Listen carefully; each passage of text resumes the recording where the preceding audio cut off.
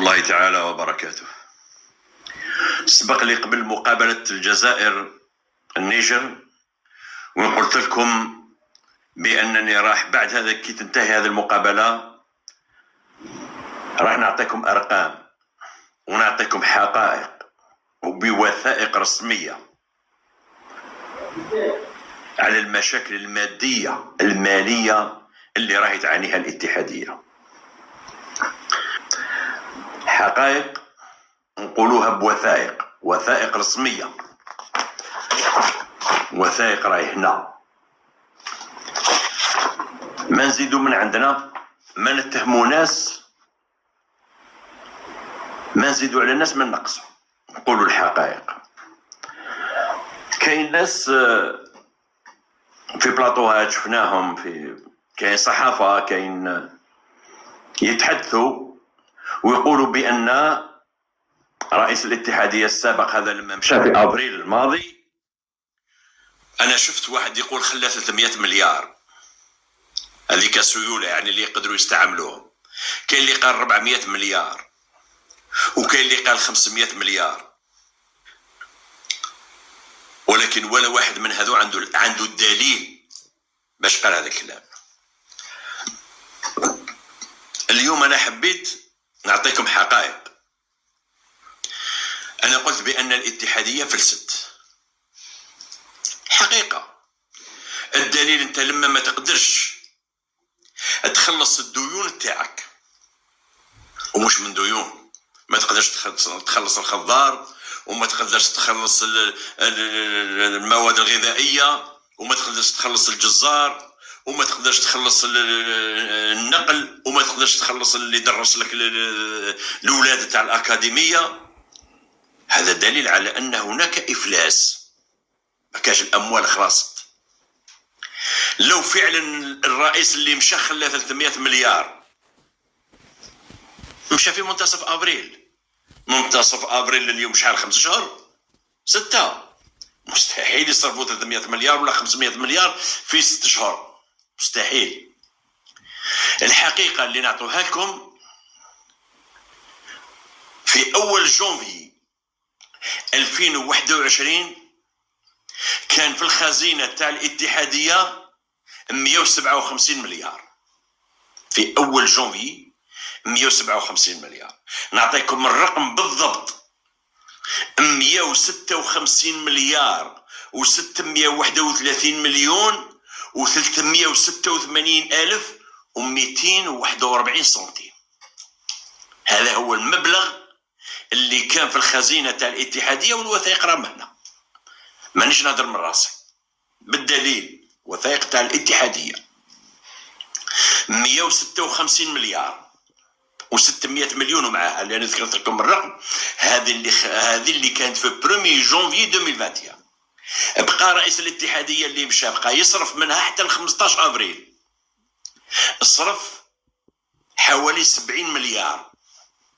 يعني هذا الرئيس الجديد اللي جاء الآن ما لقاش 90 مليار في الخزينة، ما كاش 90 مليار، 90 مليار ما كاش. كمل عليهم هو. يعني في 8 شهور هذا الاتحادية صرفوا 157 مليار. صدق أو لا تصدق، 157 مليار في 8 شهور خلاصت. اليوم يقولوا عندنا أموال في البنك. أنا نقول لكم هذه الأموال اللي في البنك صح كاين مبلغ. رئيس الاتحادية اللي مشى في 2017 كان حط مبلغ في البنك، واحد يقول 600 مليار، واحد يقول 700 مليار، كل واحد واش يقول. المهم خلى مبلغ في البنك. هذاك المبلغ حتى لل 2019 في ماي 2019 كانوا قادرين يجبدوه هذاك المبلغ، ولكن ما خرجوهش لأن كاين دراهم، كاين سيولة عندهم باش يصرفوا، زادوا حطوه في البنك، زادوا له جدوا له في البنك. هذا المبلغ هو 450 مليار. هذا 450 مليار اليوم ما يقدروش يتصرفوا فيها. 450 مليار هذه وين يقدروا يتصرفوا فيها؟ حتى ل 29 ماي 2022.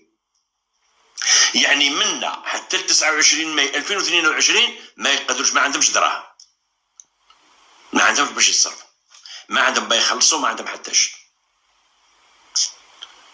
عندهم ديون، يسالوا ناس دي كريونس كما نقولوا، هما يسالوا جهات ما، عندهم اموال برا، عندهم 256 مليار.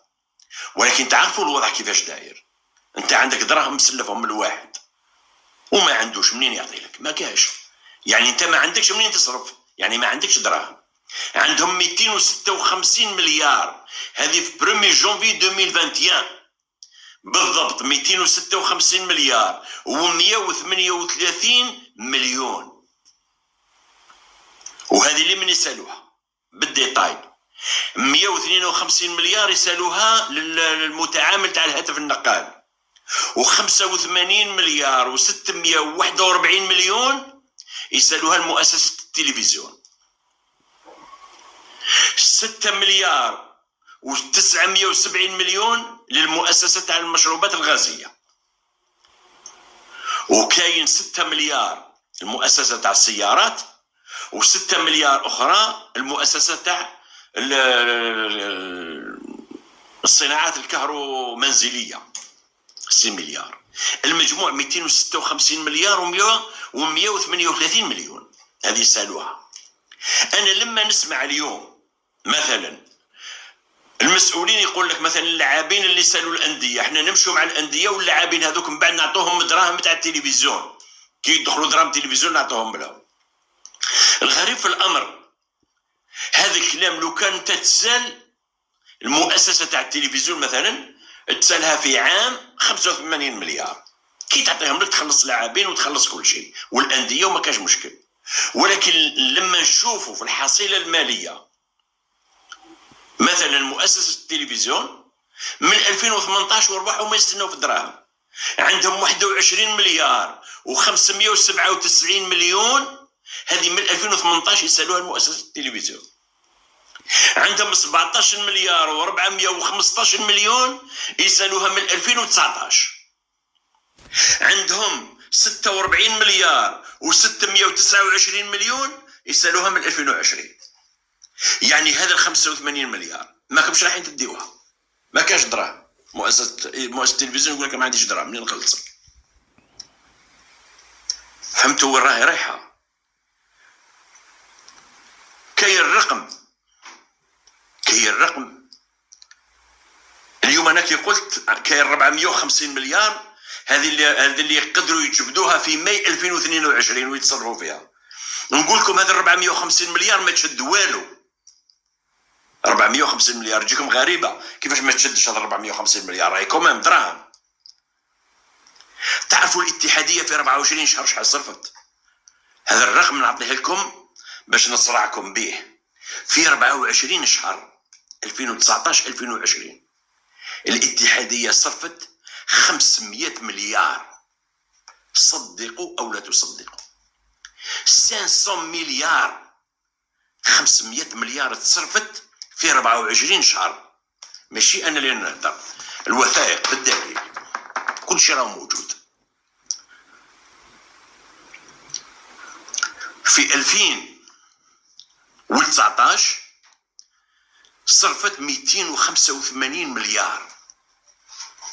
285 مليار تصرفت في 2019، ما كان والو. المخابرات نتاع المنتخب الوطني تأجلت، البطولة توقفت 8 شهور وهي متوقفة، كل شيء، الملاعب مغلقة، القاعات مغلقة، كل شيء مغلق. صرفوا 210 مليار، 210 ملاير تصرفت. يعني في 24 شهر 500 مليار.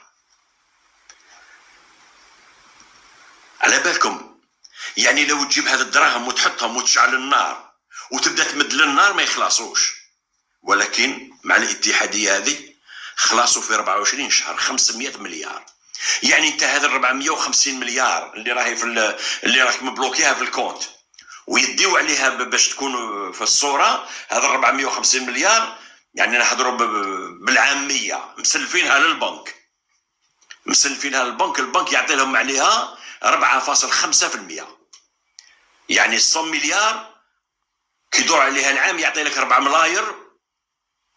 ملاير و500 مليون عليها فوائد ليزانتيري.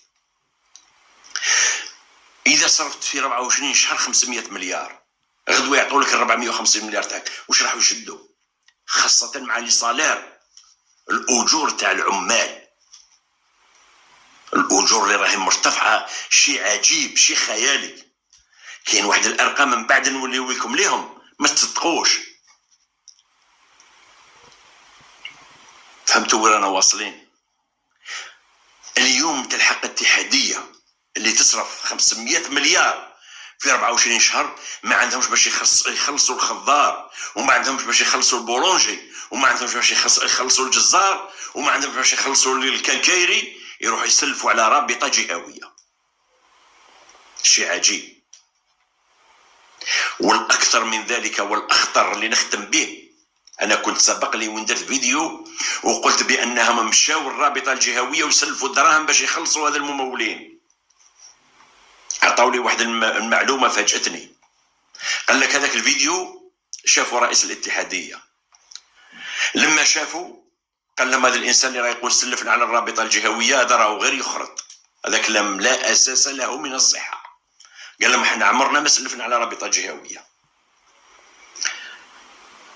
بعد وقت جاء عنده واحد الانسان قال له سمعت واش راه يهضر في هذا حسين جناد، واش راه قال في الفيديو قال بلي سلفنا اموال؟ قال له نعم راني سمعته. قال له كلام ما كاش منه. قال له لا كاين منه. كاين واحد عضو في المكتب الفيدرالي راح سلف على الرابطه الجهويه وخلص الممولين بلا ما على بالو رئيس الاتحاديه.